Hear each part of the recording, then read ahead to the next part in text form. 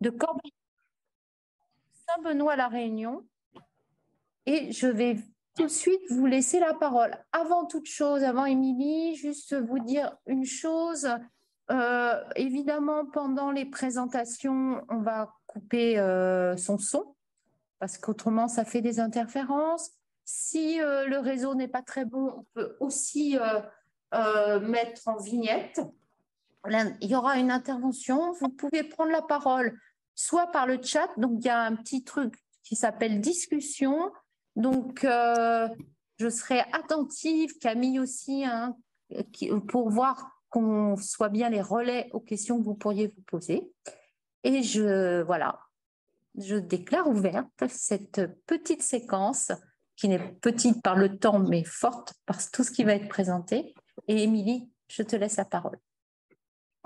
Bonjour à tous, merci de nous avoir rejoints pour cette deuxième journée du coup consacrée à la participation des habitants dans les quartiers. Donc aujourd'hui, comme l'a annoncé Chantal, on va avoir les témoignages de 3 territoires via notamment les conseils citoyens, mais certains sont accompagnés. Donc on va aller ensemble à Elbeuf, en Normandie, à Corbeil-Essonnes, en Île-de-France et à Saint-Benoît, à La Réunion. Donc, on va commencer par le témoignage d'Elbeuf, donc porté notamment par 2 conseillères citoyennes, Marie-Odile Leprince et Monique Lemarié, qui seront accompagnées aujourd'hui. N'oubliez pas de couper vos micros, s'il vous plaît. Et qui seront accompagnées aujourd'hui par Maude Baccarat, qui représente la métropole de Rouen-Normandie. Je partage le diaporama et Marie-Odile, Monique et Maude, je vous laisse la parole pour nous présenter le contexte d'intervention, comment le Conseil citoyen s'est saisi d'un projet que vous allez nous raconter qui s'appelle Raconteur de ville et ce que ça a donné concrètement et puis ce que vous en retenez. Alors, je partage votre présentation et c'est à vous. Merci. Tout d'abord, on voulait excuser, on devait faire une présentation avec une personne en plus, Emeline Sanchez de la ville d'Elbeuf, qui est aujourd'hui, du coup, elle n'a pas pu nous rejoindre. Mais on s'est réparti les choses de manière à assurer quand même cette présentation. Donc moi, je suis Maude Baccarat, je suis chargée de développement de l'action patrimoniale à la direction de la culture de la métropole Rouen-Normandie. Et cette année, on a accompagné des actions avec le Conseil citoyen qui interviendra avec moi par la suite. Quelques éléments de contexte. C'est bon. On peut passer à la slide qui parle du quartier. Le quartier concerné, en quelques mots, en fait, c'est le centre-ville historique de la ville d'Elbeuf. C'est un quartier en renouvellement urbain depuis 2019 et comparativement à d'autres quartiers type Grand Ensemble qu'on peut trouver plus souvent dans les quartiers en renouvellement urbain, là, on est vraiment dans un habitat ancien avec du patrimoine qui peut être très, très ancien, XVIIe siècle et autres, et qui côtoie des constructions beaucoup plus contemporaines. Le renouvellement urbain, il est porté à la fois par la métropole de Rouen et avec la ville d'Elbeuf. Et c'est, comme toute action de renouvellement urbain, multipartenariale. Et je vais laisser la parole au Conseil citoyen pour se présenter et présenter leurs actions. Donc, un conseil citoyen qui existe depuis 2015, juin 2015, un fonctionnement autonome depuis 2017, un conseil citoyen donc, qui regroupe et des habitants et des personnes dans le collège des acteurs locaux. Moi-même, je fais partie du collège des acteurs locaux et je représente le centre social du Puchot. Le conseil citoyen donc, a rédigé et validé une charte qui précise ses modalités de fonctionnement. Il n'est pas constitué en association loi 1901. Il bénéficie cependant d'un budget par la ville qu'il gère en autonomie. Et donc, c'est un conseil citoyen qui s'est toujours renouvelé depuis le démarrage. À l'heure actuelle, une dizaine d'habitants, dont certains qui sont également dans cette vision, connectés, et 3 acteurs locaux. À toi, Maude. Oui. Et du coup, au niveau de la métropole Rouen-Normandie, donc la direction de la culture, plutôt service patrimoine, on a essayé depuis 2 ans d'engager des actions artistiques et culturelles sur les quartiers en renouvellement urbain pour les accompagner avec de la présence artistique et patrimoniale et architecturale pour permettre une appropriation des transformations par les habitants et une contribution à ces transformations avec un autre regard, ce qui peut être celui des artistes. Et c'est du fait d'un échange avec la ville d'Elbeuf et avec le Conseil citoyen qu'on est parti sur ce projet de raconteur de ville. On peut passer. Alors, ce qui a conduit du coup le Conseil citoyen à être partie prenante du projet. Alors, du coup, je m'excuse, il y a parfois un petit temps de latence dans l'affichage, mais normalement, ça devrait arriver chez vous. Ah oui, c'est moi, pardon. Donc, comme je vous disais, effectivement, cette action artistique et culturelle, elle se mène au niveau de la métropole sur 9 quartiers en renouvellement urbain. Et en fonction du travail qui se mène avec les villes, on fait sortir des projets qui sont vraiment construits avec la ville. Et du coup, ça peut être sur la commune d'à côté, Cléon, où on est parti autour des mémoires musicales. Sur Elbeuf, ça a été une résidence d'architectes et ce projet de raconteur de ville. Et on a aussi un projet de bande dessinée sur qu'est-ce que c'est que le renouvellement urbain à l'échelle interquartier de la métropole. Sur Elbeuf, le quartier, comme je vous disais, c'est vraiment le centre-ville historique. Il y a du logement locatif social construit après la Seconde Guerre mondiale et aussi une grande partie d'habitats anciens privés dégradés. Et du coup, il faut conjuguer ce programme de renouvellement urbain avec des éléments d'histoire et de patrimoine et en même temps avec les conditions de vie d'aujourd'hui et comment on allie patrimoine et habitabilité sur ce quartier-là. Du coup, en termes de patrimoine, c'est assez riche. On est à la fois sur, comme je vous disais, de l'habitat, on a des immeubles en pan de bois avec ce qu'on appelle des greniers et tentes, c'est sous la toiture, en fait, c'était pour ventiler et faire sécher les draps de laine. Et ben, du coup, c'est assez typique en termes d'architecture. Et on a aussi d'anciennes manufactures textiles qui sont plus ou moins bien conservées et avec lesquelles il faut opérer pour retransformer ce quartier. Donc, du coup, suite à cette proposition faite par la métropole et par le service culturel de la ville, nous, Conseil citoyen, ça nous a tout de suite intéressés parce qu'en fait, ça nous a semblé un outil supplémentaire qui était un moyen d'aller vers les habitants, à la rencontre des habitants, pour leur permettre aussi, quelque part, de parler de leur quartier, de parler des opérations de renouvellement urbain qui allaient avoir lieu sur le quartier, et de pouvoir, en fait, autour de la grande histoire du quartier, de l'histoire officielle et historique, de pouvoir aussi nous raconter également leurs petites histoires du quartier et donc de mailler toutes ces choses-là. Ça nous semblait aussi intéressant parce qu'on était déjà très largement associés par la municipalité à différents groupes de travail et donc également à des consultations d'habitants, donc un moyen supplémentaire pour aller vers.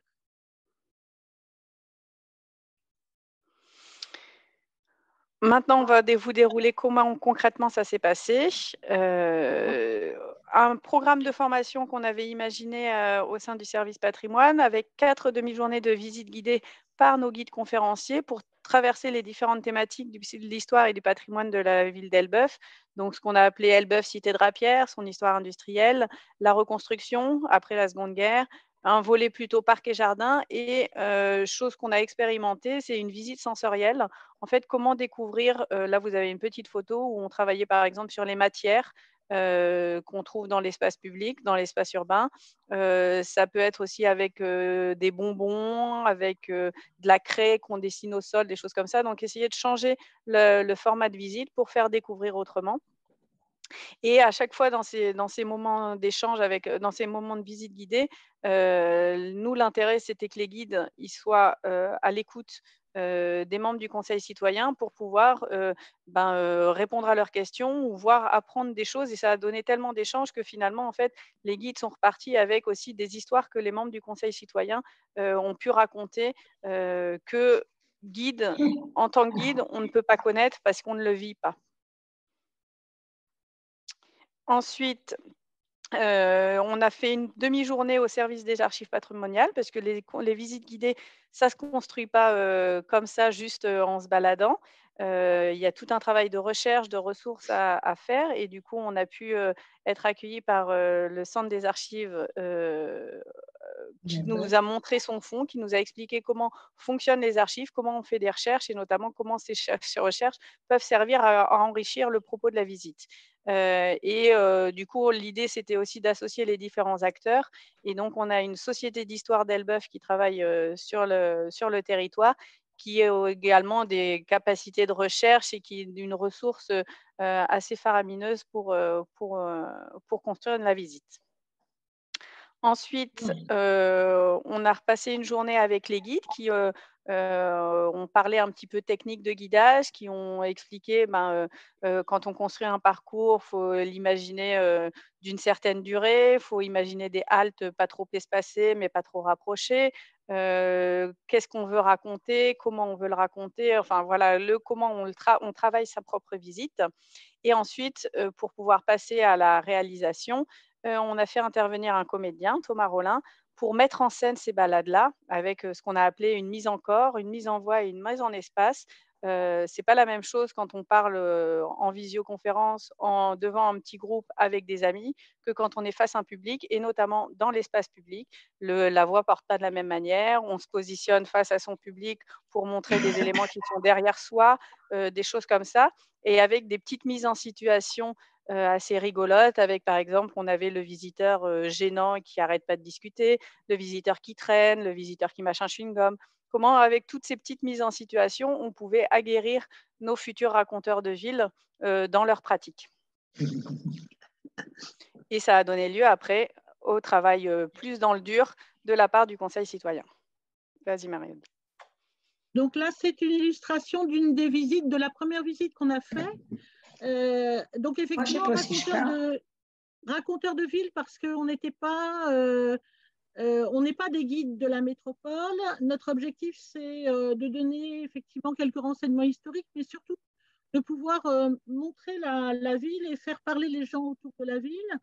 Et donc là, du coup, sur cette visite qui était notre première visite, dans le cadre du lancement de la saison touristique de la métropole Rouen-Normandie, on avait fait un fil.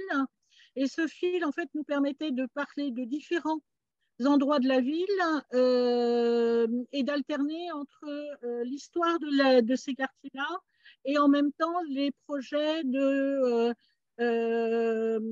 rénovation, de restauration qui étaient en cours dans cette partie. Et Monique va vous présenter donc les deux slides d'après.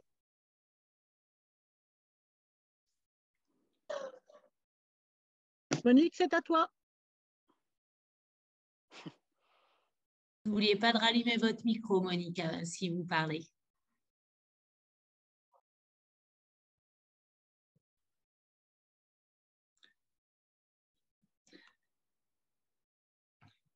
Alors, Monique, vous étiez présente.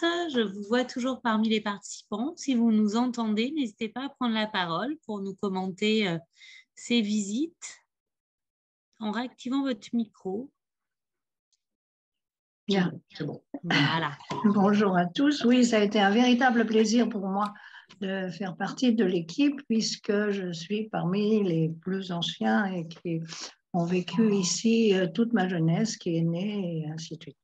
Donc, effectivement, de se retrouver à ces endroits qui ont bien changé au fur et à mesure des années, ça a été quand même une participation et de retrouver surtout des personnes qui ont vécu et qui vivent encore et qui ont pu raconter, par exemple, dans le quartier République, ce qu'elles avaient connu il y a près de 90 ans. Et ça a été un véritable plaisir. Je ne peux pas vous amener la personne, mais vraiment, elle serait très heureuse de vous dire ce qu'il y avait dans tout ce quartier. Il y avait plus de 145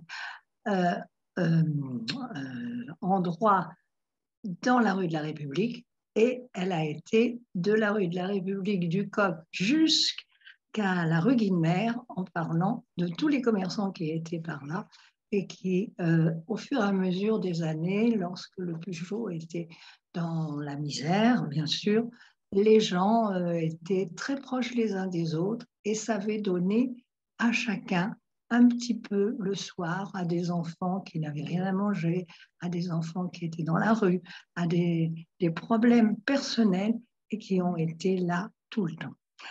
Bien sûr, la ville a beaucoup changé et on n'a pas la nostalgie de ce qui s'est passé. Là où nous nous trouvons, il y avait une usine qui était la Cipel, ce qu'on appelait la Cipel, une usine de piles qui a bien sûr duré pendant 70 ans et qui a fait travailler près de 70 000 personnes qui venaient à Ankara des communes extérieures puisqu'il y avait bien sûr pas de travail. Il y avait l'industrie bien sûr du textile, mais il y avait aussi ces petites industries qui se sont propagées. Là où nous sommes, c'est aujourd'hui le Jarien Louis-Nou, et ce qu'on ne voit pas là sur le côté, ce sont des roches qui abritaient, lorsque la guerre, bien sûr, il y avait les bombardements et on annonçait des catastrophes, pouvaient placer environ 200 personnes pour les ouvriers et la nuit, environ 2000 personnes qui pouvaient être protégées.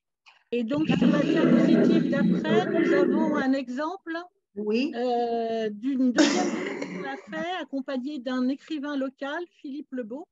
Donc, je te laisse commenter, Monique. Alors là, oui, nous avons Philippe Lebeau, le monsieur qui se trouve ici, qui a vécu ici avec ses parents et qui a été au Peugeot et qui a écrit 3 livres, je crois, et qui nous a, tout au long de cette promenade, nous a expliqué et nous a lu les commentaires, comment ça se passait, les endroits extraordinaires. Il y avait bien sûr, il y en avait pour tout, hein. Il y avait des endroits où il y avait les prostituées, il y avait des endroits où il y avait les ouvriers, il y avait des endroits où il y avait la rivière le plus chaud qui était de toutes les couleurs parce que bien sûr la laine, il fallait la faire tremper, il y avait des teinturiers, c'était comme l'a dit un jour, paraît-il, Napoléon qui serait venu, c'était une véritable ruche d'ailleurs, c'est le fronton, sur le fronton de l'église, sur le fronton de la mairie, il y a bien sûr cette ruche. Et donc, du coup, sur ces visites-là, on incite aussi les participants à nous raconter aussi leur histoire et leur quartier. Et donc, on médiatise également, comme vous allez pouvoir voir sur la diapo d'après, donc la presse locale qui en parle dans le magazine de la ville. Et du coup, effectivement, vous avez pu voir en démonstration Monique qui vous racontait un petit peu les petites histoires et tout ce qu'elle avait pu capter. Et effectivement, pour que ce ne soit pas juste une petite action de quartier, l'idée, c'était vraiment de donner une autre portée à ce projet-là en faisant de la communication et en l'inscrivant dans des événements un peu plus extraterritorial. La première visite, ça s'est fait au moment du lancement de la saison touristique de la métropole. Donc, il y avait des animations touristiques sur Rouen, sur Elbeuf, et celle d'Elbeuf, c'était celle des raconteurs de ville. Et aussi dans le cadre des Journées européennes du patrimoine, qui est un temps fort du patrimoine où on trouvait que ce projet raconteur de ville avait toute sa place. Mais bien sûr, tout ça. Alors, le plaisir aussi, c'est de faire connaître à des gens qui ont des idées préconçues sur Elbeuf, ça, il ne faut pas avoir peur de le dire, pour pouvoir leur faire comprendre et les faire visiter et les amener à visiter la ville telle qu'il faut la voir. Il ne suffit pas de dire oh, Elbeuf, les gens. Non, il faut voir la ville, il faut lever le nez, il faut regarder les gens et savoir comment les prendre, leur parler. Et c'est à l'occasion des marchés, par exemple, que nous avons eu beaucoup de plaisir à les rencontrer, et même sur les trottoirs et au moment des fêtes. Lorsqu'il y a les fêtes, avec les enfants, on a fait beaucoup de choses avec le centre social du Peugeot, on a fait énormément et petit à petit, on vient nous poser des questions. Même les enfants qui sont au lycée Ferdinand Buisson, qui viennent d'un peu partout, parce que maintenant, les enfants, il n'y en a pas que d'Elbeuf, eh bien, il leur arrive de nous dire, mais pourquoi c'est comme ça? Pourquoi c'est comme ça? Avez-vous regardé là? Voulez-vous? Ah oui. Et c'est un vrai plaisir. Du coup, ça donne des perspectives pour le Conseil citoyen pour développer. Marie-Odile? Oui, donc nos perspectives, c'est de faire des visites là sur 2023 qui vont être plus ciblées sur le quartier concerné par le projet de renouvellement urbain parce que ça y est, en plus, les travaux commencent dans le quartier. Donc, le projet de renouvellement urbain prend vraiment vie dans le quartier. Et on veut utiliser aussi ces temps d'échange pour nourrir des temps de consultation, proposer des temps de consultation d'habitants et pouvoir aussi échanger sur les projets et transformations urbaines à venir. Et donc, Maude? Oui, donc nous, côté métropole, en fait, ça a été une expérience très enrichissante puisqu'on essaye dans notre démarche au niveau de la direction de la culture de travailler autour des droits culturels. La métropole a symboliquement ratifié ce qu'on appelle la Convention de Faro qui parle de la valeur du patrimoine culturel pour la société et qui parle de ce que c'est que le patrimoine. C'est la valeur que les gens ou les habitants mettent dans le patrimoine qui en fait du patrimoine. Donc, un quartier en renouvellement urbain peut totalement être du patrimoine si ce qu'on y met dedans fait patrimoine. Et ce qu'on a vu avec le Conseil citoyen, c'est qu'on est dans cet esprit-là. Et que le patrimoine de demain, c'est celui qui se construit aujourd'hui. Du coup, les transformations urbaines font partie de toute cette réflexion-là. Ce qui nous a intéressé, c'était d'avoir une multiplicité de récits. Effectivement, on a des guides conférenciers qui racontent un certain regard de ce qu'est l'histoire de ces territoires. On a les raconteurs de ville qui nous apportent un autre regard et du fait de leur diversité, ce qui était intéressant, ce n'était pas un raconteur de ville, une visite, c'était un groupe de raconteurs de ville qui apportaient aussi différents regards. Celui de Marie-Odile n'est pas le même que celui de Monique ou celui d'Olivier. Et du coup, ça donne une complémentarité et ça donne en plus un peu plus de vie aux visites qui peuvent être créées. Ce qui nous a intéressé, c'est que vraiment, on a eu un conseil citoyen qui était très mobilisé, moteur, demandeur, qui était présent à toutes les rencontres. Et du coup, c'est nettement plus simple de travailler dans ce sens-là. Ce quartier en renouvellement urbain, donc c'est comme je vous disais, le patrimoine contemporain et ce qui se construit. Et du coup, les missions des raconteurs de ville, elles participent à cette réappropriation du quartier par ses habitants dans l'esprit de raconter, de transmettre, de mettre en lumière un dialogue entre le moderne, l'ancien et d'accepter le changement aussi.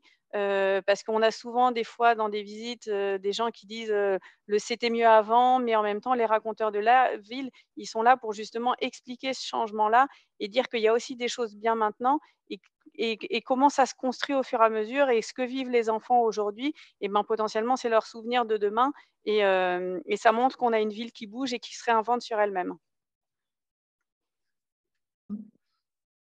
Monique? Oui, donc à partir de là, il est certain que c'est l'avenir qu'il faut voir, bon, sans oublier bien sûr le passé, sans avoir la nostalgie, parce que si véritablement les jeunes d'aujourd'hui avaient vécu ce qu'ont passé leurs parents ou dans certains quartiers ou dans les usines, il est certain qu'aujourd'hui, ça ne peut pas avoir lieu. Et c'est aujourd'hui qu'il faut voir lier l'ancien, ce qui a été là, sans l'oublier, avec, bien sûr, tout cet avenir qu'ils vont avoir pour eux et à eux de construire et à eux d'être là en permanence pour aider justement les conseils citoyens à faire en sorte que ce soit là qu'ils vont aimer être, qu'ils vont aimer vivre et qu'ils vont aimer rester. Parce que ce soit Elbeuf ou ailleurs, il y a un endroit toujours où on a vécu et où on aime rester. Voilà. Et on aime parler. Et donc, du coup, dernière diapositive, ce que ça nous a apporté. Alors, c'est vrai que nous, au niveau de la formation, nous sommes habitants d'Elbeuf, mais en même temps, ça nous a permis de regarder notre ville différemment. On n'était pas obligatoirement, on la regardait pas obligatoirement de cette façon-là, et on a découvert aussi d'autres endroits. Ça nous a apporté une légitimité aussi, puisqu'en fait, on a été accompagnés pour concevoir nos balades. Le fait qu'on soit des raconteurs de ville et pas des guides, hein, quelque part, pareil, ça nous a permis aussi de pouvoir, à notre niveau, se sentir plus à l'aise. Alors, pour nous, c'est très clair, hein, notre parole n'est pas celle de la métropole, n'est pas celle de la ville. En fait, nous sommes des habitants qui parlons à côté d'autres habitants et qui apportons aussi en même temps de l'information, qui vont aussi collecter des questions, des attentes et les faire remonter aux techniciens par rapport au projet de renouvellement urbain. L'idée par rapport à la formation également, c'est que cette formation ne soit pas que pour les membres du conseil citoyen, mais qu'elle soit éventuellement par la suite proposée à d'autres habitants, de façon à ce qu'après, ça devienne un groupe de raconteurs de ville, mais qui ne soit pas composé exclusivement de membres du conseil citoyen. Maud, je ne sais pas si tu as des choses à rajouter. Si, pour nous, ça a été une expérience parce que c'était une première fois. On a d'autres communes de la métropole qui sont intéressées par ce système de raconteurs de ville. Après, ça se construira en fonction des territoires parce qu'à chaque fois, en fonction des gens que l'on rencontre, leur implication, ça donnera peut-être un format totalement différent. Mais du coup, c'était une expérience test pour nous qui a plutôt porté ses fruits et du coup, avec l'envie effectivement de continuer. De toute façon, sur ces quartiers en renouvellement urbain, on aura d'autres actions, mais qui peuvent être la suite de cette première pierre qu'on a posée cette fois-ci. Voilà, merci.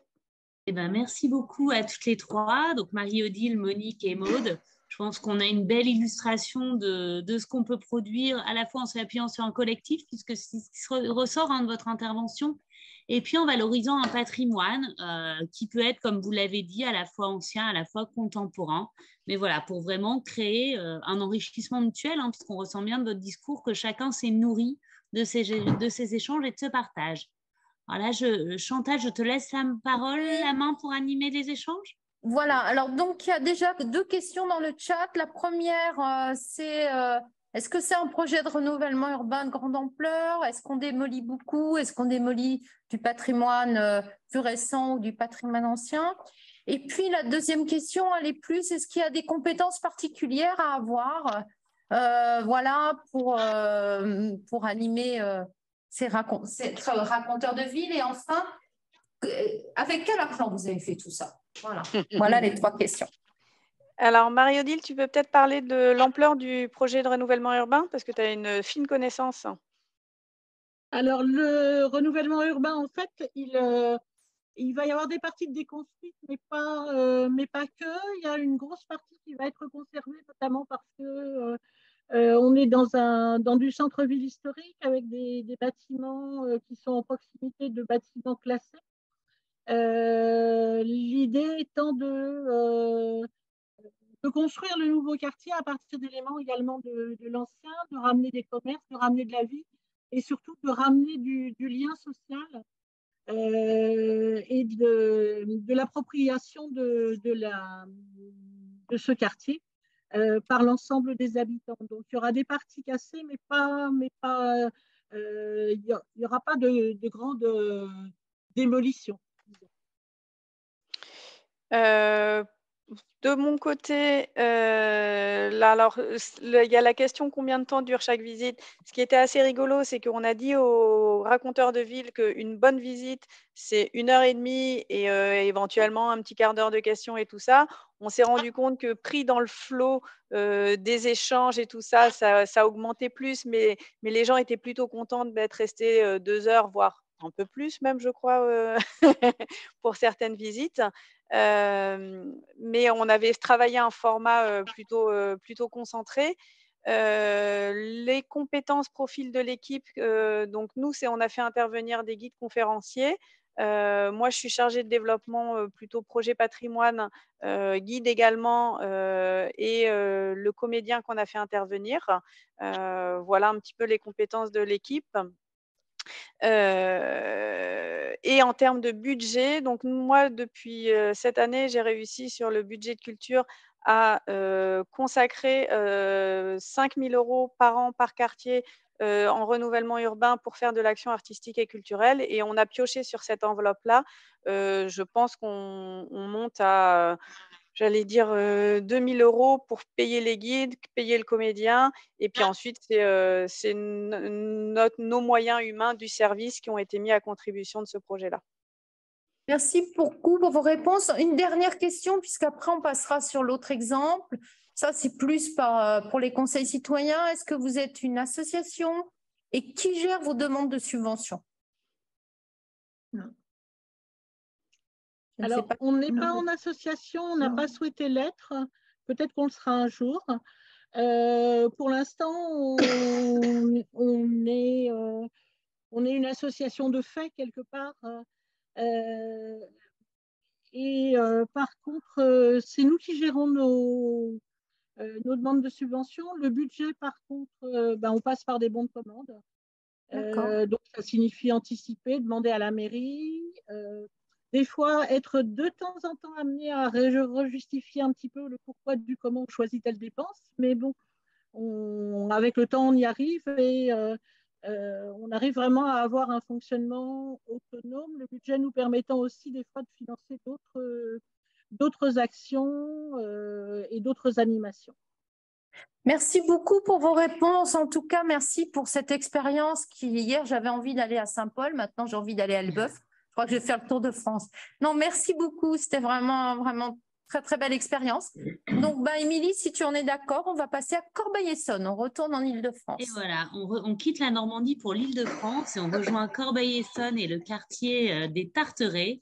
Et là, je vais passer la parole à Pierre Michel, qui est donc membre du Conseil citoyen du quartier des Tarterets et qui va nous présenter un exemple d'action au pluriel mis en place par le Conseil citoyen des habitants dans le quartier, notamment en période estivale, pour renforcer cette mobilisation habitante, cette sensibilisation et vraiment apprendre aux habitants à être acteurs de leur projet.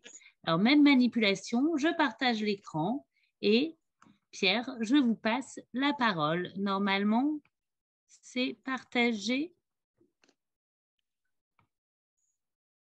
Allez-y. Alors, je ne vois pas encore le... Non, alors, je pas encore le partage, Émilie. Eh bien, on va refaire la manipulation, il n'y a pas de problème.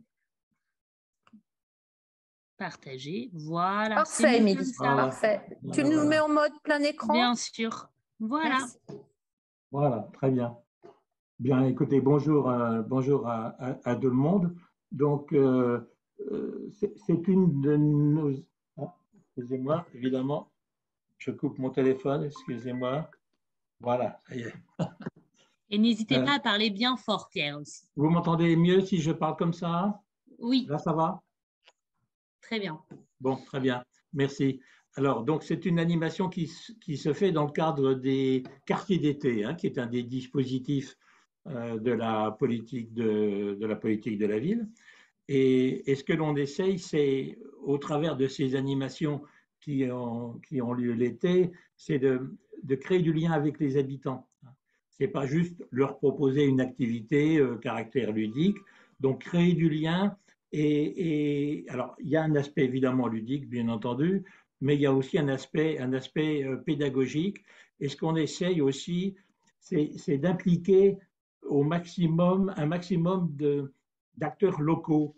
Ce n'est pas le Conseil citoyen seul qui organise ces animations, enfin, il l'organise. Par contre, les animations, les activités, c'est quand même essentiellement réalisé par des associations, en général membres du Conseil citoyen, mais pas obligatoirement membres du Conseil citoyen. On fait appel, disons, à toutes les activités, disons, qui ont un caractère de représentatif local. Voilà. Donc voilà la première planche. Alors déjà, rapidement, le Conseil citoyen de Corbeil-Essonnes, il a été créé en 2015, bien sûr. Rapidement, on s'est monté en association et on a vraiment un soutien du département, de l'agglo, de la commune, et on a aussi un soutien financier de la fondation BNP Paribas qui a un appel à projet sur les quartiers. Voilà. Donc, c'est une association classique. On a bien sûr un trésorier, un secrétaire, en l'occurrence c'est moi. Et nous sommes aujourd'hui 24 membres, 12 collèges, enfin 12 habitants, 12 associations. Et c'est un conseil pour les 4 quartiers prioritaires de Corbeil-Essonnes, dont le quartier des Tarterets, qui n'est pas d'ailleurs le plus important, mais c'est un quartier important. Globalement, c'est un peu plus de 15 000 habitants, c'est plutôt 18 000 aujourd'hui. Alors pourquoi on a tenu à avoir un seul conseil citoyen? Bon, les quartiers, en fait, on a vraiment une pratique interquartier. Ce que l'on fait dans un quartier, on essaye de le faire aussi dans les autres quartiers. Les quartiers ont une tendance à une certaine rivalité, et ça, on ne veut absolument pas rentrer évidemment dans ce circuit. Voilà. Donc, un seul conseil citoyen, et à la réflexion, on était assez bien inspiré d'en faire qu'un seul. 4, on n'aurait jamais suggéré d'avoir 4 quartiers, 4 conseils citoyens. Pardon. Alors, c'est une histoire ancienne, une histoire ancienne un peu difficile, très forte désindustrialisation, excusez-moi. La ville de Corbeil avait une industrie, enfin encore d'ailleurs une industrie de meunerie importante, mais avait aussi des industries qui ont complètement disparu.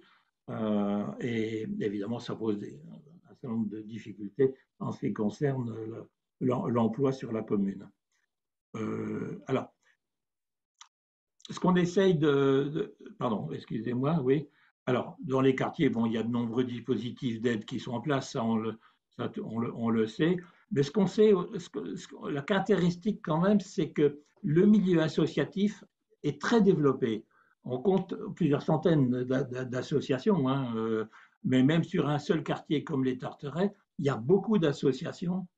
Et on essaye aussi pas de fédérer, je crois que le mot est un peu exagéré, mais on essaye aussi que les associations ne se marchent pas trop sur les pieds et ne soient pas trop en rivalité. Voilà, je crois qu'on pourrait le dire comme ça. Alors, pour ça, on a développé donc une action dans le cadre donc de ces animations d'été, et je crois que le mieux, c'est de passer une petite vidéo qui va durer 8 minutes. Émilie, si on peut… Oui, je vous passe la vidéo. Merci beaucoup. Alors, voilà. Que nous avons réalisé, c'est nous qui avons réalisé cette vidéo. Attendez, parce que là, il y a une petite manipulation, mais normalement, ça doit se lancer. Content? Les enfants sont très contents. Voilà. Ça y est? Oui, ça y est. Super de parc. Tout va très bien. Absolument, très Voilà. bien, très bien. Mais vous n'êtes pas venu tout seul, vous êtes venu avec Avec toute la troupe. Avec toute la troupe? La troupe, elle est là? La troupe, elle est là? Vous habitez le quartier, monsieur? Non, du tout. Je suis venu voir mon père pour la fête de l'Aïd et du coup, Ah oui. on a vu les stands et les poneys. Et ça vous a plu? Voilà. D'accord. C'est magnifique pour les enfants. Très bien. Et votre père habite le quartier des Tarterets? Ah oui, mon père habite le quartier des Tarterets. Depuis longtemps? Ah bah, je l'ai toujours connu là. Donc vous l'avez toujours connu là, d'accord. Voilà, alors les enfants sont contents, vous pensez là de Ah bah oui, là, ils bon, sont heureux, c'est très bien. En plus de ça, avoir accès au poney, ici on n'a pas accès, donc du coup là, très bien. C'est magnifique. Ça, eh ben, je suis ravi que ça vous plaise. Ouais, Bonjour Saïd, mais qu'est-ce que tu as là? C'est quoi? Ici nous avons des représentations du quartier d'antan. Ouais. Et on joue un quiz. L'idée, c'est que s'ils répondent à 5 bonnes questions, on leur donne en contrepartie un petit souvenir et un petit bloc-notes. Ah, mais c'est génial avec un ça. J'ai répondu aux 5. Et puis, oh non, mais toi, tu étais hors course. On a aussi un document qui a été réalisé par Lila, ici présente. Bonjour Lila. Voilà, qui va se présenter à son tour, qui nous a relaté un peu l'histoire du quartier. Voilà. Donc notre objectif, cher Pierre, c'est la plantation d'un arbre au sein du parc Aimé Césaire pour parler un petit peu de l'histoire du quartier, de ses habitants. Faire œuvre de mémoire, voilà, absolument. Oui. Mais alors dites-moi, Lila, vous êtes bien jeune là pour faire travailler sur l'histoire il y a 15 000 ans là? Oui. Hein Je fais un tremplin citoyen et oui. j'ai fait D'accord. parlant donc, de l'histoire des Tarterets. Il faut savoir que devant nous, il y a une fouille archéologique Oui. qui montre qu'il y a eu des traces de vie à cet endroit il y a 15 000 ans. Et notamment, c'était des éleveurs, des cultivateurs, pas trop de chasseurs. Il n'y a pas trop de chasseurs, mais plus des éleveurs et des cultivateurs. D'accord. Après ça, j'ai oublié le nom. Les propriétaires des Tarterets s'appelaient Tarterets, c'était leur nom de famille.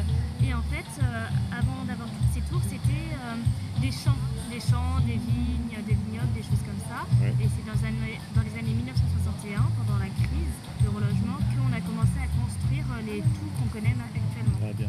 Moi, je m'appelle Ketsia. Oui. Et comme Lila, je suis en tremplin citoyen et on travaille avec Saïd. Et quand j'ai entendu parler du projet de l'arbre et de tout ce que fait l'association pour la première fois, c'était ici, pour les citoyens. Et ça m'a tout de suite plu parce que j'avais enfin trouvé l'opportunité d'être actrice aussi dans le quartier où je vis. Oui. Ça fait plus de 10 ans que j'habite au Tarteret, sachant que je suis jeune. Hein. Et donc c'est vrai que pour moi, contribuer à ce que ce quartier bouge un peu, c'était aussi une opportunité pour mon développement personnel et pour aider les autres. L'histoire, j'ai toujours été passionnée d'histoire, j'ai toujours préféré les cours d'histoire au collège. C'est bien d'être acteur de son quartier. Voilà, c'est ça. Parce que si on n'est pas acteur, c'est d'autres qui sont acteurs à ta place. Exactement. Hein. Et ça, c'est pas forcément toujours très bon. D'accord. Que je laisse une trace, moi aussi. Merci. Donc, voilà. Merci beaucoup. Voilà, hein. Tu vois là. En fait, c'est où tu habites et en fait, c'est ce qu'on appelle l'enrue. Alors Saïd, en quelques mots, là, dis-moi de quoi il s'agit, dis-nous de quoi il s'agit. Alors bonjour Pierre, encore une fois. Alors nous avons ici ce qu'on appelle l'intelligence dite artificielle. Donc là vous êtes en train d'observer un jeune s'amuser effectivement, mais l'objectif n'est pas là. L'objectif est de canaliser sa pensée à comment il va pouvoir réfléchir à s'informer, se former pour demain. Oui, alors c'est un institut qui se trouve à Villeneuve-Saint-Georges, qui est spécialiste de l'énergie dans sa globalité et aussi dans l'innovation. L'Institut français du froid et de l'énergie renouvelable, IFEN, et qui dépend du CNAM. Ouais. Et du coup, ça s'est un petit peu reporté sur l'IFEN. Bon. La petite là qui est partie, elle a fait le... On a fait ça. On a fait ça.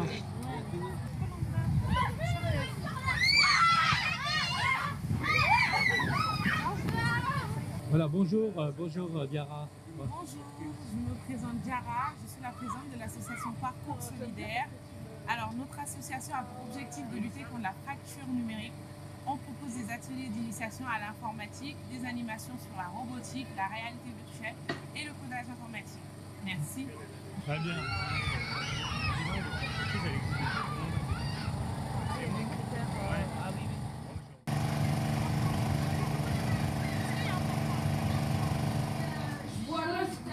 Ça veut dire que tu dois baisser ta tête quand tu regardes. Tu dois baisser ta tête.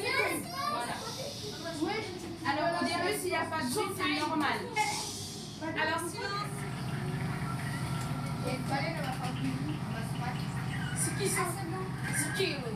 Bonjour, ça fait plaisir de voir un peu tout ce monde réuni.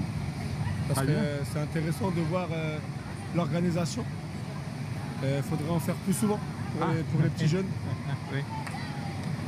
Très bien, c'est bien. Vous habitez dans le quartier là? On habite dans le quartier, oui, j'en ai venu avec les enfants. Ça fait Depuis plaisir. longtemps vous êtes là? Depuis très longtemps, oui. Ah oui, donc vous connaissez bien le quartier. Ouais, on connaissait très longtemps. Donc les Tarterets, ça s'est calmé, ça va, il y a une vie, c'est paisible. Vous avez des enfants ici là? Les enfants qui sont nés ici, Ouais. les enfants qui sont nés à Corbeil.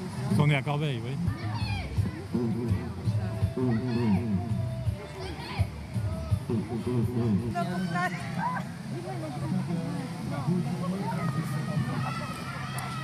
C'est une grande fille que tu as là maintenant. Oui, tout à fait. Maïmouna. Hein?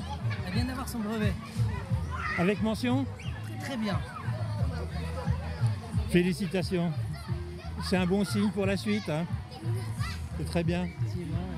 Alors, qu'est-ce que tu vas faire après là, la rentrée? Je vais en général À Douaneau, oui. En général, oui. Avec Kevin là-bas. Comment tu t'appelles? J'ai pas compris. Lee Edson. D'accord, parce qu'il y a le bruit du compresseur. Non, mais c'est bon. Et qu'est-ce que tu fais alors, comme bénévole? Je travaille avec Kevin, on est deux. Moi, j'ai été le monteur vidéo, je le suis toujours. Ouais. Qu'est-ce qui vous plaît le plus? La famille, les enfants, les activités. D'accord. Le maquillage. Le maquillage, c'est bien. Et Janine, qu'est-ce qui vous plaît? Voilà. Tout. Ah ben c'est formidable ça. Les mains de l'espoir française. Pour le Conseil citoyen. Le Conseil citoyen. Grâce au Conseil citoyen qu'on a ça. Grâce à aujourd'hui, on a ça. Moi-même, j'habite mon conseil, j'ai envie de déménager ici. Tellement je suis amoureuse des Tarterets. Il y a beaucoup d'espoir, mais c'est Mounira qui m'a approché ici. Oui, non, mais ça ne m'étonne pas. Grâce à Mounira. Écoutez, vous pouvez me montrer votre main? Avec votre main. Voilà. Ouais. Pourquoi vous avez les mains comme ça? Parce que c'est la fête de chez nous, la fête. Alors c'est quoi? La fête de l'Aïd. C'est quoi la fête de l'Aïd? Moi je ne sais pas ce que c'est la fête de l'Aïd. On égorge le mouton, c'est la fête de chez nous. Oui, mais pourquoi? Il y a une tradition, il y a une histoire? Oui. Hein? Ça date de très longtemps, ça? Très longtemps. C'est Abraham, hein? Il a tué l'agneau. Absolument. On tue les enfants. Vous connaissez? Je crois, j'ai l'impression. Oui. Nous, on a voté pour s'exprimer, pour avoir le changement, pour avoir du travail pour les jeunes, et que les mamans puissent avoir. Les élus, ils bossent pour nous. En fait, on est la seule ville où les rôles sont inversés. C'est ça. L'élu va venir, on va dire quoi? Viens, je te propose ça. Voilà. Eh ben, jolie vidéo qui, je pense, illustre mieux que des mots la dynamique qui s'est créée dans le quartier. Je vais reprendre quand même votre présentation, Pierre, pour que vous nous continuiez à nous expliquer ces initiatives et puis ce que ça a donné.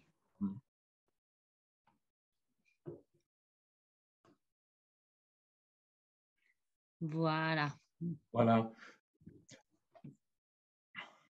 Donc, en fait, cette animation, on l'a faite dans chacun des 4 quartiers.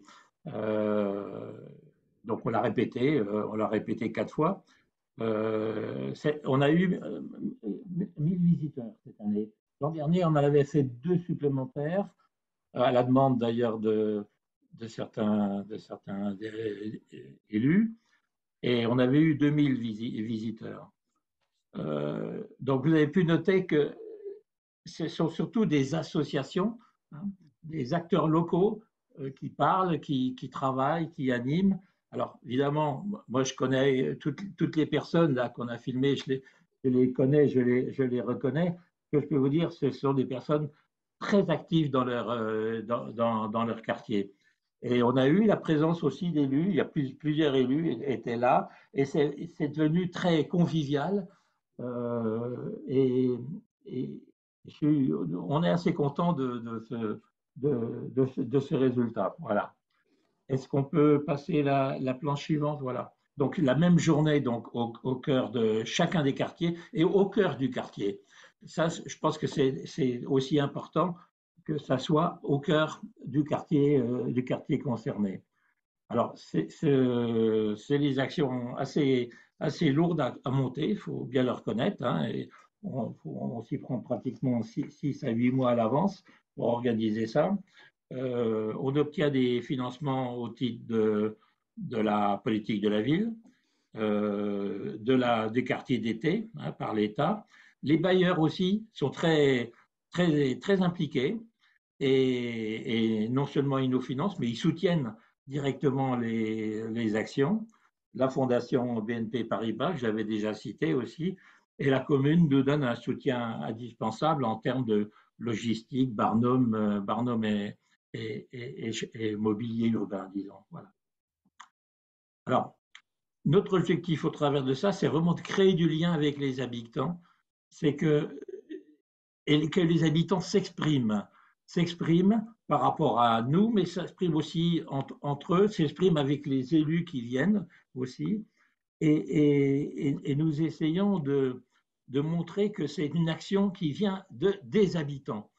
Voilà, on responsabilise aussi les habitants et de plus en plus, puisque ça fait la 3e, peut-être même la 4e année qu'on fait ça, de plus en plus on a des habitants d'un quartier qui participent à l'animation sur les autres quartiers. Au début, ce n'était pas du tout le cas. Et maintenant, ça devient de plus en plus important. Et c'est aussi un certain point de satisfaction pour nous. Alors, vous avez vu qu'on essaye d'utiliser aussi de montrer des technologies nouvelles, ce que c'est que la réalité virtuelle. On essaie aussi de sensibiliser les habitants sur le fait que le numérique prend de plus en plus d'importance dans la vie quotidienne. Et donc, on a une association en particulier, Parcours Solidaire, là, qui était présente et qui, elle, a fait venir une autre association qui possède un bus de réalité virtuelle avec des films et des animations, surtout pour les jeunes, bien sûr. Voilà. Donc, vous voyez, Parcours Solidaire, une association, Les Mains de l'Espoir français, qui a été citée à plusieurs reprises, qui est une association très importante sur le quartier en termes d'aide aux plus démunis, de distribution de colis alimentaires. Ça se chiffre par milliers de colis dans l'année. Hein. Cette année 2022, ils vont dépasser 3000 colis alimentaires. La Maison de l'Espoir, une autre association, Déclic du citoyen, qui est bien orientée sur tout ce qui est mémoire du quartier et qui va bientôt planter son arbre, qui va être un peu un symbole central de la mémoire du quartier. Alors, de plus en plus, les habitants participent à l'organisation, c'est un point de satisfaction. Les jeunes qui travaillent sur la mémoire du quartier, donc des jeunes qui étaient en tremplin citoyen, hein, donc c'est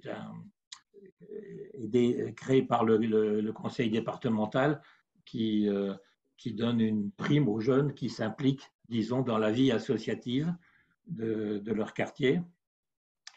Et on a pu aussi effectivement parler de renouvellement urbain. C'était très court dans la vidéo, mais ça faisait partie bien sûr aussi de l'information qu'on souhaite donner aux habitants, sachant que le programme de renouvellement urbain alors c'est uniquement pour les Tarterets, hein, le nouveau programme va bientôt être visible. Les premières déconstructions vont avoir lieu début d'année prochaine. Voilà.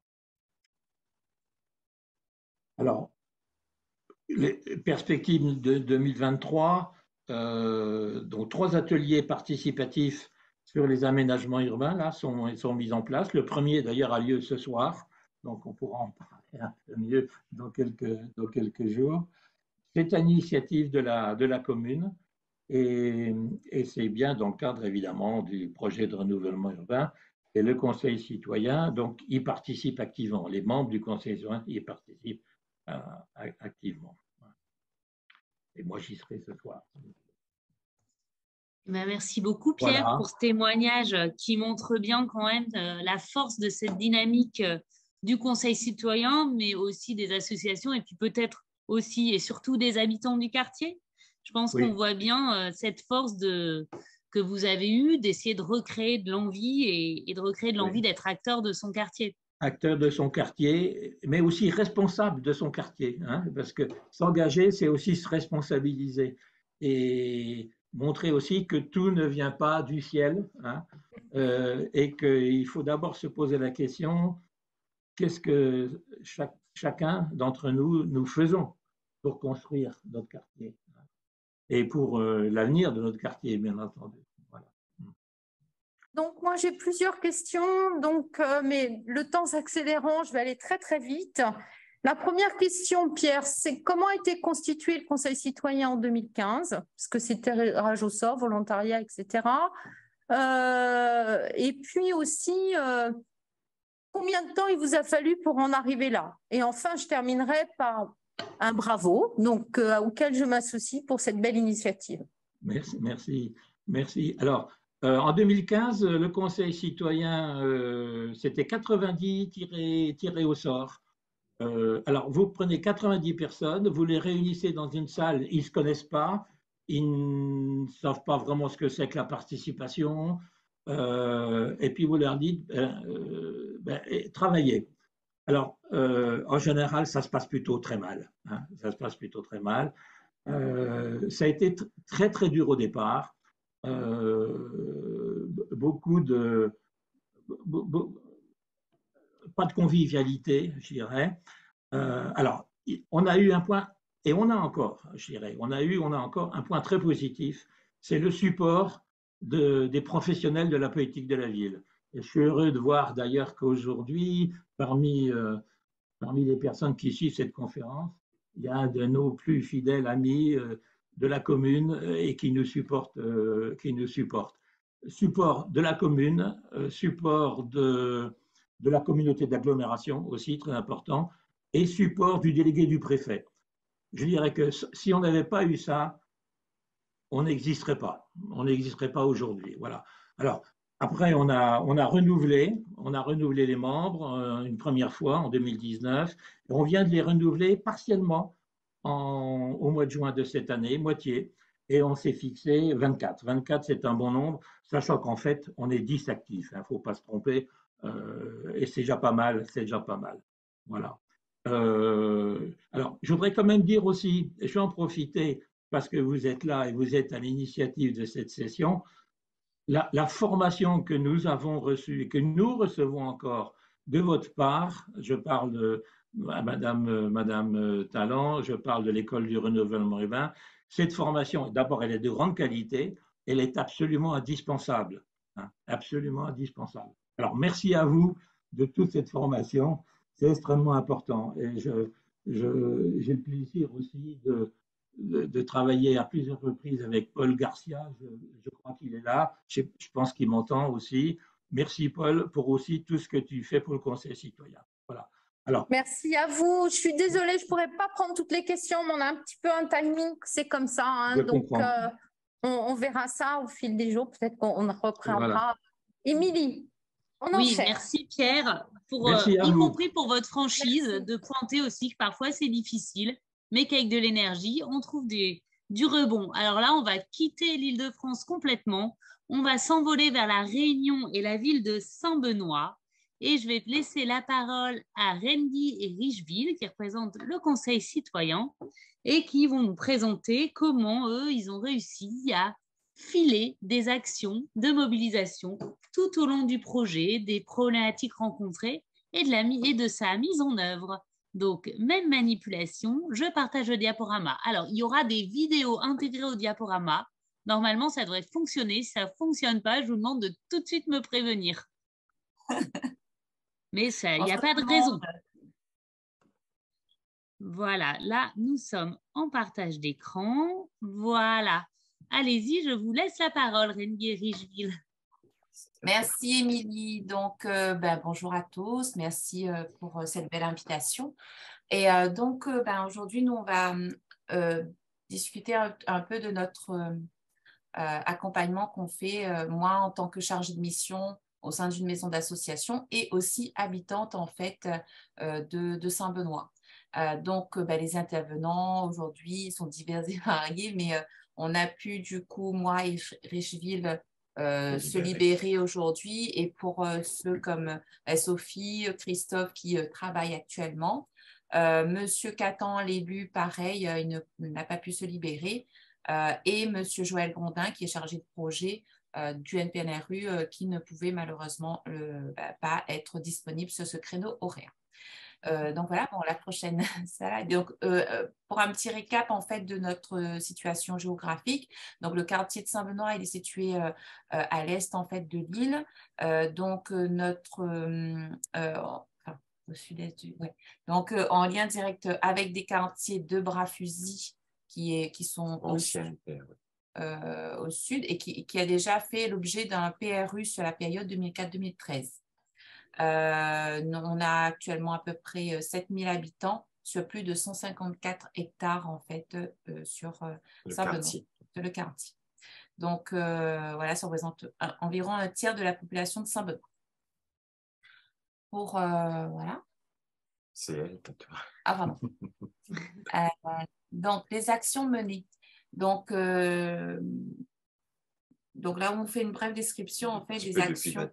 de ce qui se passe en fait sur les derniers échanges qu'on a pu faire avec vous en 2021. Donc, sur le relogement, il est terminé sur l'opération qu'on a eue sur Europe Beaulieu. Les relogements sur la partie Labourdonnais, donc des blocs en fait qui vont bientôt être démolis, sont en cours. Hein, donc, il reste 2 familles qui, il me semble, sont bientôt en cours de relogement. Les familles relogées, donc il y avait une opération Ibiza en fait. Ça a été fait en août-septembre. Sur les logements Joseph Hubert, donc au niveau de la Bourdonnais, donc il y a des compromis de vente qui vont être signés. Et puis sur certains blocs qui ne seront pas détruits, donc des travaux en fait sont en cours en fait pour de la réhabilitation. Sur les projets NPNRU, on a des secteurs de réhabilitation sur Atalante, donc réhabilitation et résidentialisation en 2023, et sans doute ouvrir en fait un espace public en fait au niveau de cet immeuble-là. Sur le secteur de Beaulieu, donc là, on n'a pas pu rajouter d'autres éléments parce qu'on ne les avait pas. On a aussi sur les quartiers d'Europe 1 et 2, donc dans d'autres secteurs de Beaulieu, des démolitions qui vont bientôt être en cours de 65 logements et des réhabilitations, pareil, des résidentialisations sur le 2e semestre de 2023.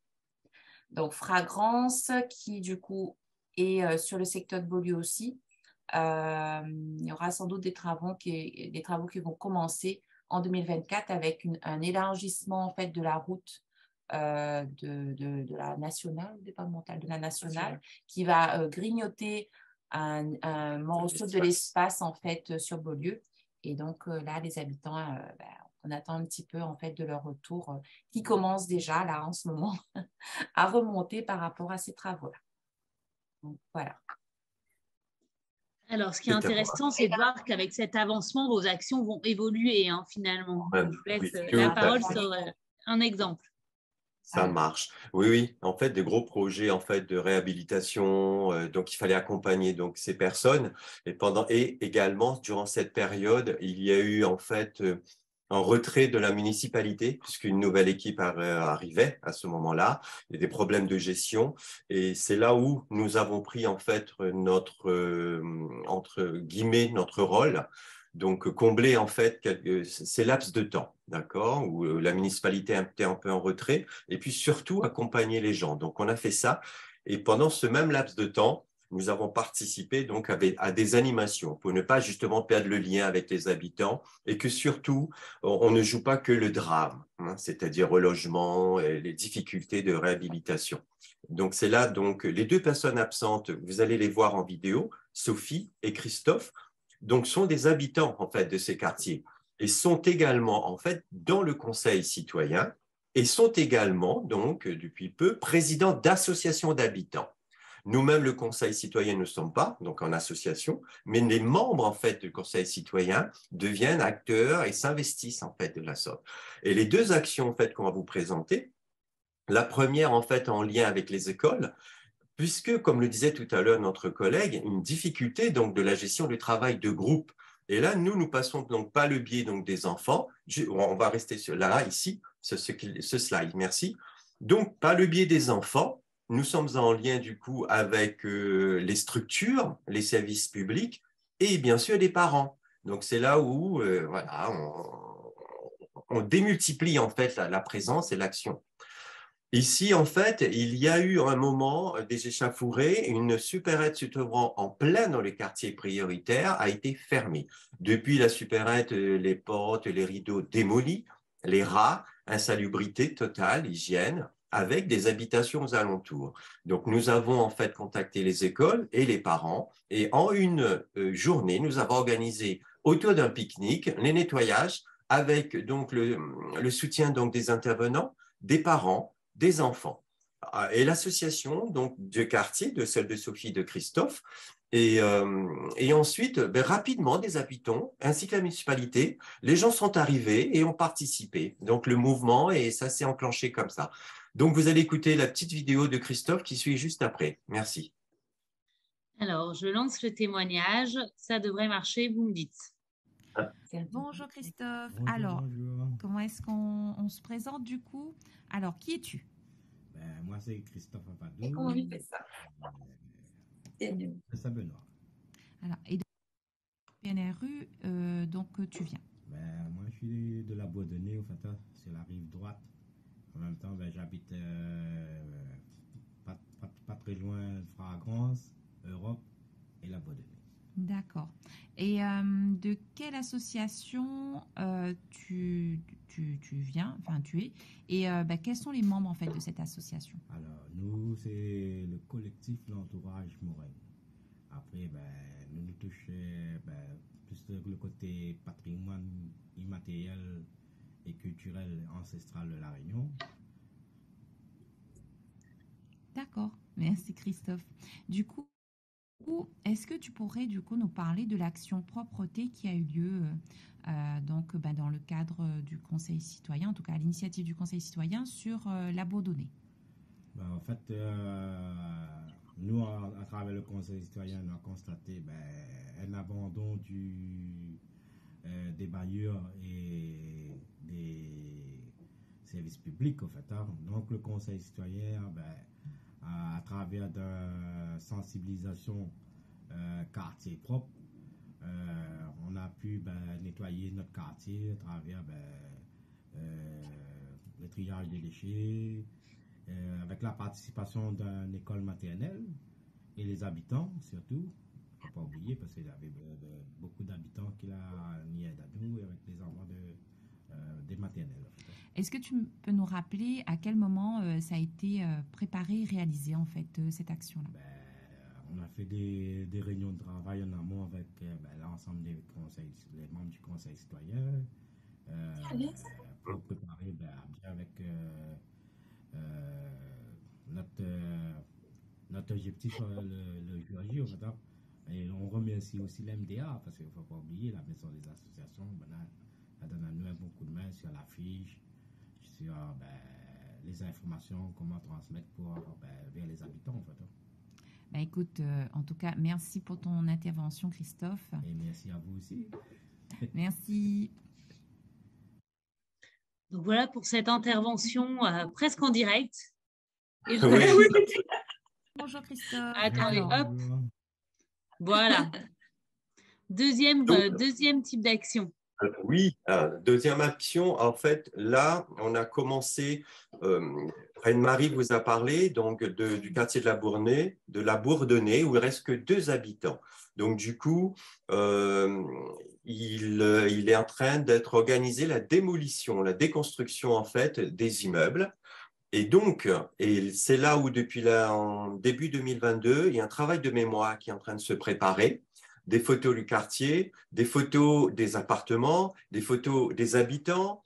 Donc là, un photographe, en fait, nous a rejoint, totalement bénévole, et avec l'association de Sophie, donc les photos ont été prises. Les photos sont à ce jour, donc là, encore affichées donc sur les murs, sur les immeubles, les habitants, les enfants, vous voyez, là, ils sont en train de s'amusent. Et Sophie, donc la petite vidéo qui va suivre, va vous parler de cette action. Voilà, nouveau témoignage, c'est parti. Alors, voilà, hop. C'est ça. Voilà, oui, bonjour. En fait, voilà, je me présente. Je suis la présidente de l'association culturelle sociale La Bourdonnais. Alors, je fais partie du quartier La Bourdonnais. L'association se situe au sein même du quartier. Alors, dans mon association, il y a moi, la présidente, Madame Fontaine Marie-Sophie. Il y a la trésorière qui est Marie-Jeanne Bonin. Il y a la secrétaire Clara Cadet. Et il y a la trésorière adjointe et la secrétaire adjointe aussi. Je fais partie du conseil citoyen, ça fait depuis 6 ans. Et en fait, on a voulu mener une action vu la démolition des immeubles de Cité La Bourdonnais. Donc, on a voulu mener une action concernant les supports photos avec les enfants du quartier. C'était selon ce que les enfants voulaient voir, qu'il soit bon ou mauvais. cette action a été menée avec le BICIC, Frédéric Potin, le photographe. Il y a eu la mairie, la com, la communication, voilà.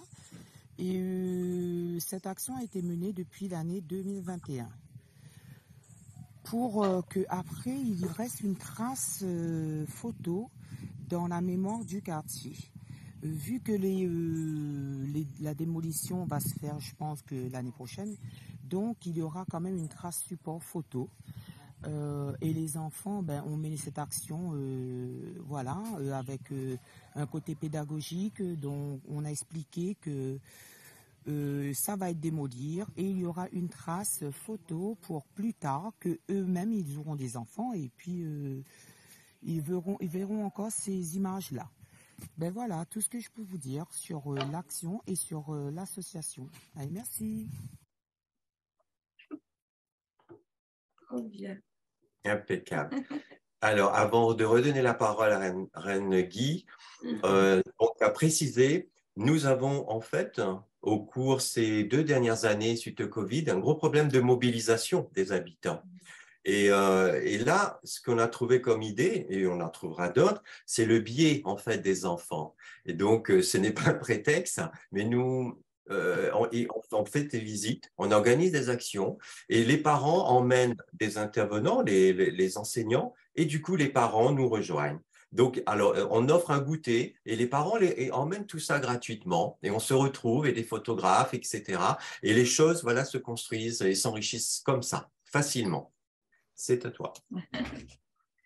Donc, en fait, pour essayer de rassembler tout le monde, bon, la slide que vous avez vue avant, donc c'était une réunion, en fait, qu'on a pu enfin mettre en place avec les élus, les adjoints, la mairie, parce que ça a été très compliqué de pouvoir, suite à la nouvelle élection du maire, d'avoir un rendez-vous pour enfin exprimer un petit peu les doléances du Conseil citoyen, pour essayer de remobiliser en fin de compte ce lien et fédérer un petit peu tout le monde. En fait, remettre de la confiance en fait entre les habitants et les institutions, parce que c'est très compliqué. Voilà. Donc, pour du coup continuer à fédérer un petit peu tout ça, donc on essaye de mettre en place des petits moments de convivialité. Donc ces photos là représentent un petit peu ces moments qu'on met en place avec l'accompagnement que la MDA fait sur un petit pot de fin d'année pour se retrouver, faire un petit point et voir si l'année prochaine, donc, on conduit certains projets. On est constitué, en tout cas le Conseil citoyen de Saint-Benoît est constitué comme celui de Elbeuf, c'est une association de fête et du coup, on essaie quand même de créer quand même une structure. On essaye de structurer en tout cas nos interventions, nos projets, nos concertations, et puis de pouvoir faire un point comme ça en fin d'année. Donc, il y a eu celui-là en 2021 et il y a eu celui de 2022, mais on n'a pas pu vous envoyer la photo. Hier soir. Hier soir, voilà. C'était compliqué. Voilà.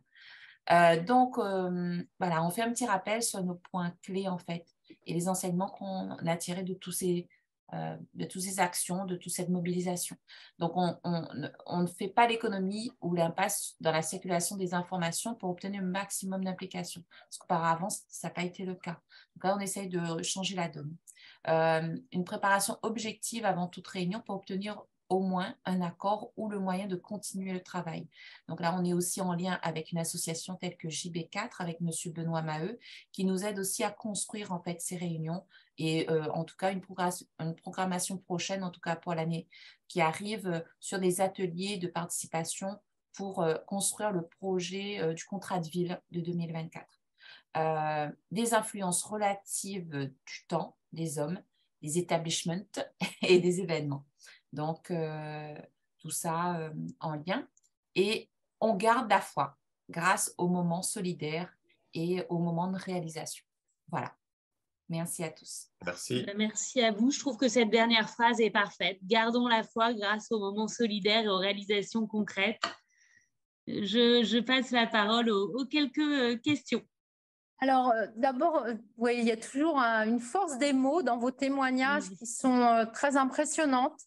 Et je vous remercie beaucoup. C'est-à-dire que là, on n'est vraiment pas du tout dans la langue de bois. Et à chaque fois, on est pris par vos expériences et les différentes expériences que nous à raconter aujourd'hui. Pour revenir à Saint-Benoît, il y a une question, mais qui est plutôt générale, c'est plutôt la relation des conseils citoyens avec le préfet, puisqu'il a aussi le pouvoir d'interpeller les élus locaux si nécessaire. Est-ce que quelles sont vos relations? Est-ce que ça vous aide pas? Parce que je rappelle que le conseil citoyen, les conseils citoyens sont nommés par le préfet. Donc, comment ça se passe sur le terrain? Je laisse Rachel répondre. Alors, nous, dès le début, nous avons eu un très bon soutien, une belle présence du délégué du préfet, M. Duranton, qui nous a accompagnés. Chaque réunion, il était là au début. Ensuite, chaque moment de difficulté, il avait aussi la parole qu'il fallait. Il y a des moments où on se dit, mais certains viennent, mais c'est pour critiquer, pas faciliter. Et il a su nous dire et nous relier en disant l'essentiel, ils sont là. Donc, vous voyez des choses aussi simples que ça. Il a eu cette présence. Et ensuite, un moment, une année, 2 années où la mairie était quasiment en retrait, et il a été, lui, encore plus présent. Donc là, j'ai dit, tiens, voilà, les services publics, l'État, et du coup, vous voyez, la mairie, ils sont là.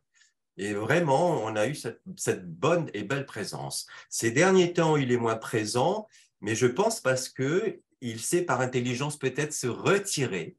Il nous fait confiance, mais on se sent responsable et on a envie de continuer. Voilà. Merci, la réponse est très claire.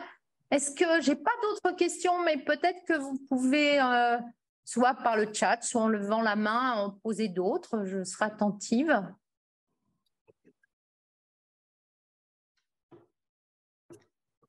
Oui, il y a un témoignage délégué du préfet. Alors, oui, autre question. Les bailleurs, on en a parlé déjà dans les autres présentations.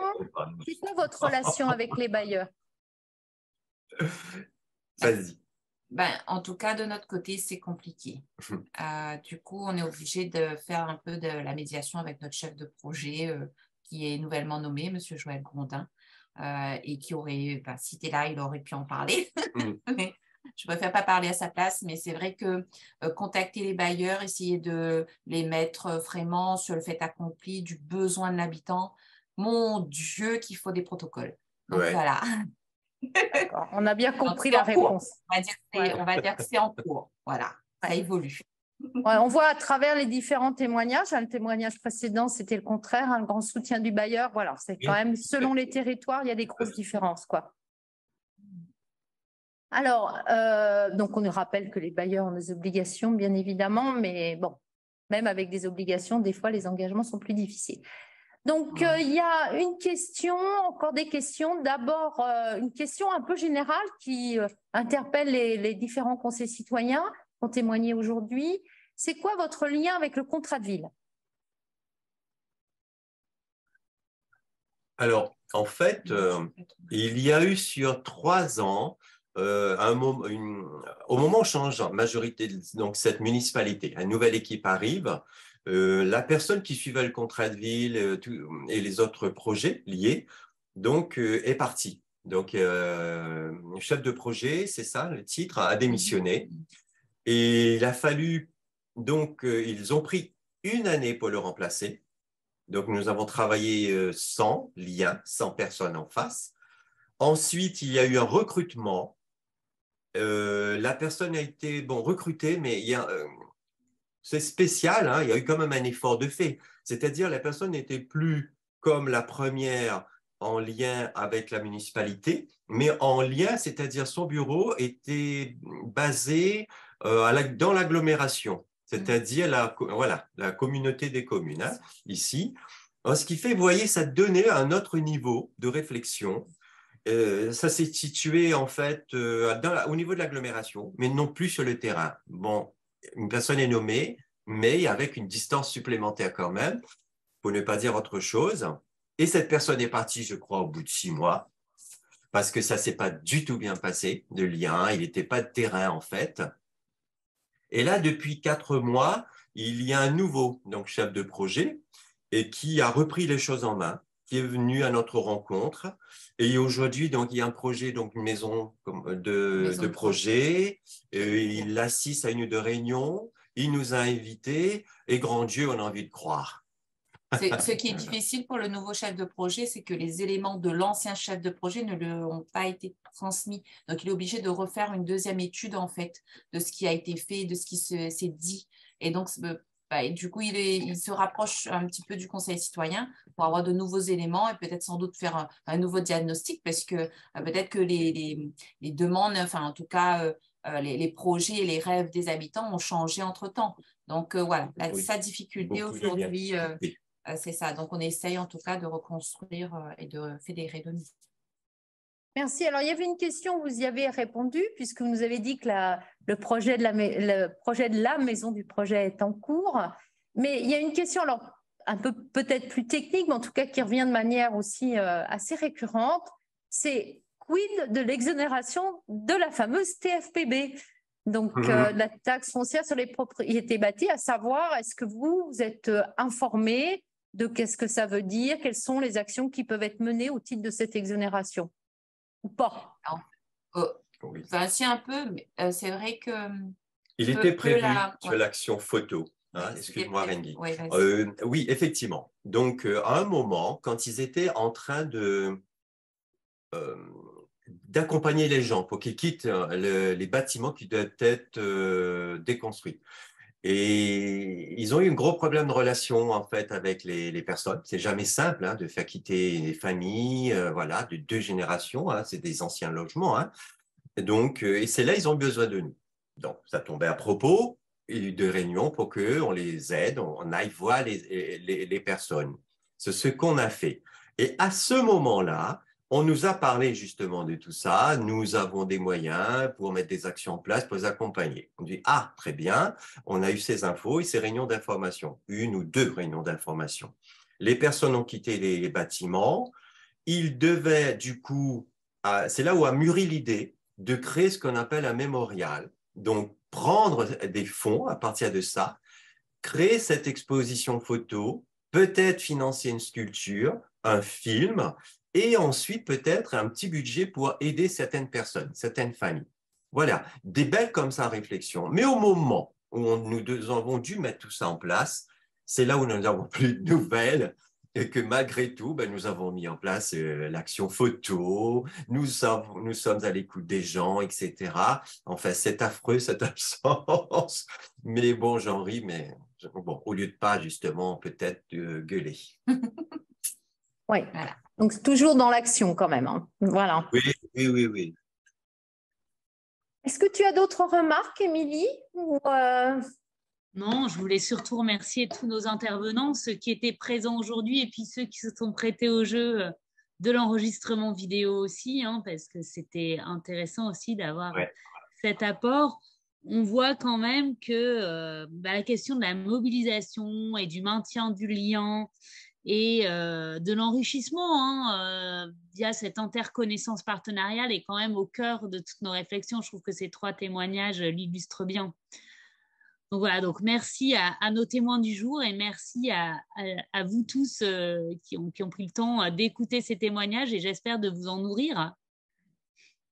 Donc, tous ces témoignages-là seront disponibles en replay sur le site de l'École du renouvellement urbain pour que justement ça soit ouvert à un plus grand nombre possible, ce partage d'expériences.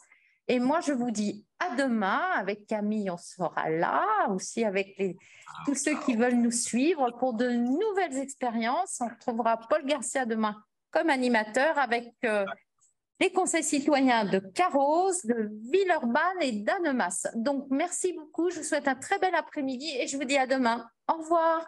Au revoir. Wow. Camille, Francis. Salut. Merci beaucoup. Bye bye. Bye. Bye.